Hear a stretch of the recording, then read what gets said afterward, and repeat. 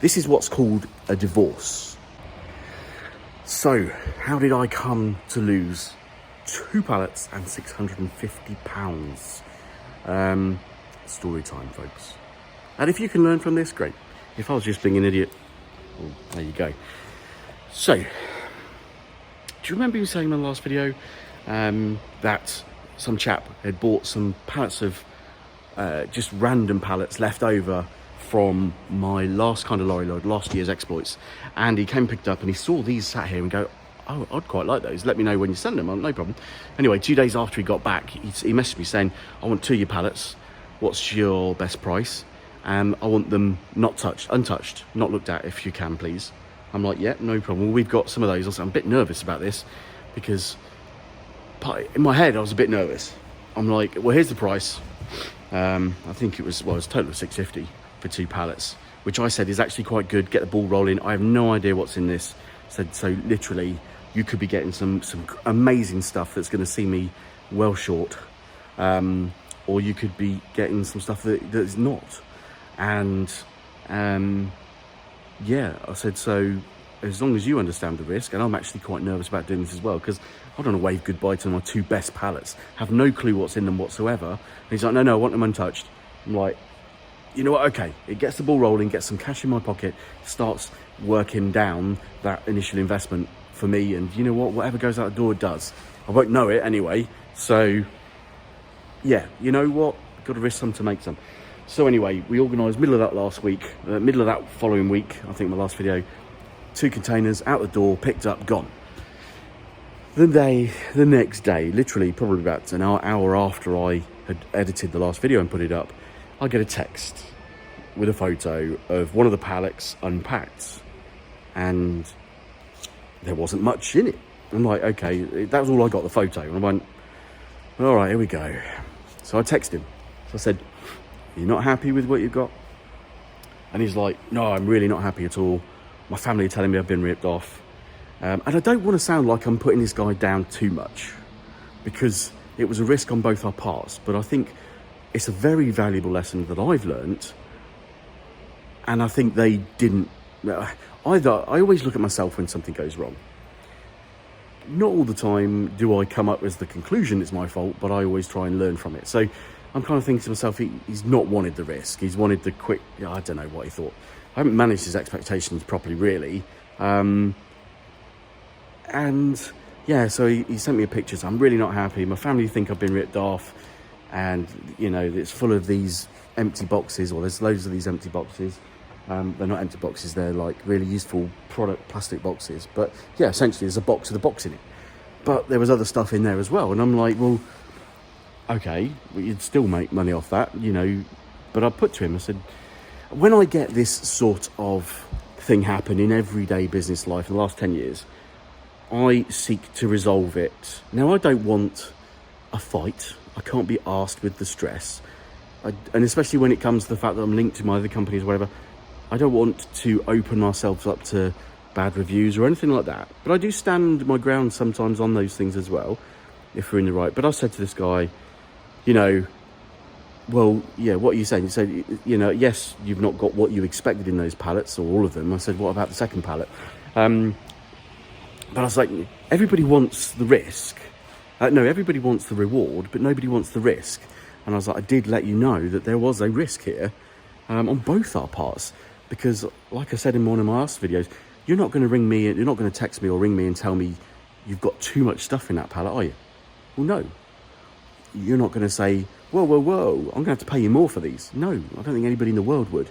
But you're going to let me know when it sucks, or when you're not going to get your money back. But you're willing to accept that initial risk until it works out that you're not going to get the reward for that risk. But I have to accept it all the time. So I'm the one, you know, to be honest, if I was doing this for a living, completely separate to everything else, it would be in the conditions that, you know what, you get what you get. But I've also learned a lesson from this. So sure enough, I said, look, what do you want your money? Do you want all your money back? And he's like, yes, that would be great. Righto. So that's how I moved to swiftly close these things down, because I can't be asked to haggle. I can't be asked with issues, threats, this, that, and the other, because, you know what, desperate people do desperate things. And, you know, I'd rather draw a line under it. And this is how I did it, because He was like, oh, I really appreciate that. That's really great. Thanks very much. Here's my bank details. Oh, so I sent him a refund. And then he came back to me and said, but if you get any of those other pallets, and here's the kicker, if you get any of the other pallets that I've had off you before, they were fantastic, please let me know. And I went back to him and said, no can do. This is what's called a divorce. I said, when I go back to somebody and say and offer them a full refund and they accept that, we're done. Cut ties. No more. Because, and I put this in my text, quite friendly, and said, look, if you came back to me and said, look, you know what, actually, give me 3/4 of a refund, or keep 100 quid for your efforts, or the fact that I have got some of your goods. Because he said, oh no, he said, actually, thanks for the refund, do you want your stuff back? I said, no, don't want my stuff back. There's no point. There is no point. Shipping it back, blah, blah, blah. So I said to him, when you come back to me and accept that full refund, and if anybody does that to me, for a short-term gain on their part, the long-term loss, as I featured in my other videos, when you shit on your supplier, you suffer in the long term. Now, I've short-term suffered by losing 2 pallets and 650 quid. Essentially, I've lost 2 pallets because if I hadn't sold those, I wouldn't have lost 650. All right.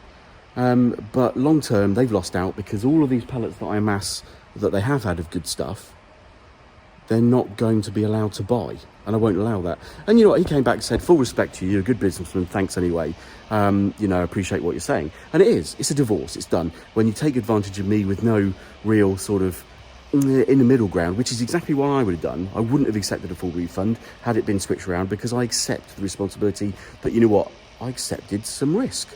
So I'd have gone back and met halfway, knowing full well that I'm not going to rip you off by taking all my money back and keeping your stuff. Even if I'm willing to send the stuff back, you know, it logically, it's just not worth it.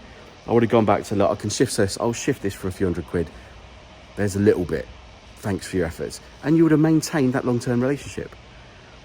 But I kind of give them enough rope and they take it and either hang themselves or take it and cut halfway. And I'm willing to, you know, but you might think, well, actually, you're ruining your business by not having these customers. Well, I don't want those customers that are willing to do that to me as a supplier. And it's going back to one of my previous videos.